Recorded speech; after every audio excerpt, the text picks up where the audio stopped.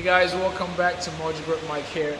So today I've got a VIP treatment because right behind me here is the new Sling TSi.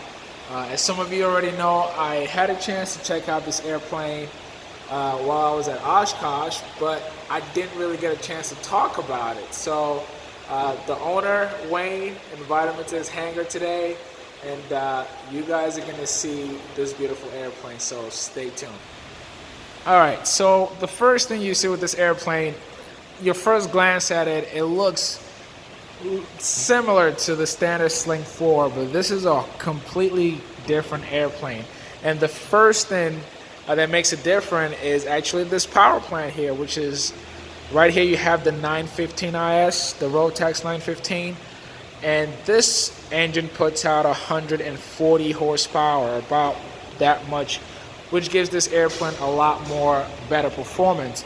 And like the other Sling or the other Sling 4, you have an Airmaster propeller, although I think these are bigger. They look bigger in person. These are bigger propellers, but same company.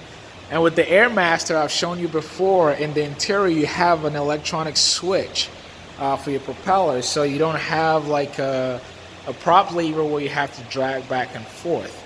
Now, from talking to Wayne and the guys at Airplane Factory, a lot is very different about this airplane, and I'll show you some of the few different things. For example, these wheel pants are different. Also, what's different is this little attention to detail. So these are flush rivets, all right, and a lot of it is actually on this very wing. So one thing that's different with this airplane compared to the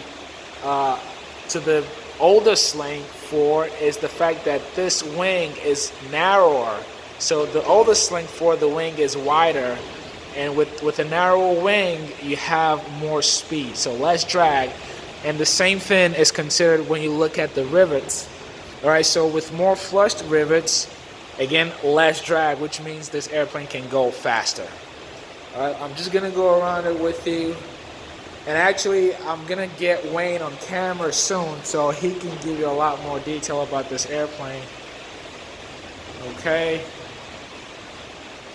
Again, at first glance, it looks very similar to your standard Sling 4 turbo with the smaller engine, but it's a different airplane altogether.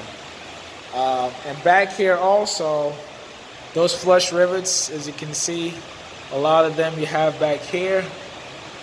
I hope the camera's getting it because of the light here. Let's just jump in real quick. You've got your steps here. That's how you get in. You grab on the door, get in. Alright, you know, when I first reviewed the Sling 4, what was impressive is the cabin itself. It's a lot of room in here. And same thing with the TSi. Wayne did tell me these doors are beefier doors, yeah, so that they're heavier doors. Strong, heavier doors, and then all of the workings are on the interior, where on the Sling 4 and Sling 2 there. Okay, awesome. And you see the back room here? I sat in the Sling 4 in the back, and I remember I flew this with my wife, and you guys could see that video that she's really comfortable back there. But let's just jump in here real quick. Sitting in this and sitting in the Sling 2 is so... the difference is almost immediate. Like, there's so much room here with my elbows, and my feet are stretched all the way out. I'll probably need to pull my seat up if I was flying this airplane because you're really roomy. Yeah, there's a lot of room in here. Dash, you've got your Garmin glass cockpit, standard stick here. And as I showed you before in the standard Sling 4, again, everything is within reach. Throttle here. You've got your parachute if you ever need it. Your radios, all of the above. As a matter of fact, let's talk to Wayne. Hey guys, so this is Wayne. He's actually the first builder. He's the first ever to build a TSi, and we're sitting in it. So Wayne, tell me a little bit about what you did with this interior and what this airplane is used for right now. Okay, so I was it was interesting talking to Mike because he'd said that he felt that maybe the Sling 4 for him was a little bit underpowered. Right. I bought the aircraft because I want to be able to fly up to Canada and down to Mexico. I want to be able to fly, do kind of longer cross-country trips. And that's when I said to them, look, do you have another option that's turbocharged and injected? Because with the Sling 4 you can go turbocharged or injected.